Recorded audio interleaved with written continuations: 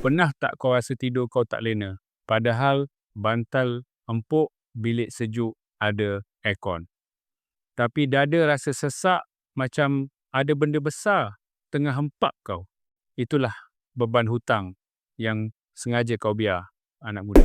Berhutang tapi tak mau bayar ni, ibarat kau bawa beg penuh batu naik gunung, mula-mula rasa ringan, tapi lama-lama lutut kau akan goyang sendiri. Pakcik berhati, ramai yang liat bayar hutang ni bukan sebab tak ada duit, tapi sebab sayang nak lepaskan duit tu. Duit ada, tapi lebih sanggup guna untuk melawa, untuk enjoy daripada bersihkan nama sendiri. Kau ingat kawan yang beri pinjam tu dah lupa? Dia tak lupa. Dia cuma tengah simpan rasa kecewa. Setiap kali kau tayang hidup mewah, tapi hutang kau biar tertunggak, sebenarnya keberkatan hidup kau tengah bocor. Hutang ni macam lubang kecil dekat bawah kapal, sikit-sikit air masuk, sampai satu hari kapal kau karam masa tengah ribut. Bayarlah.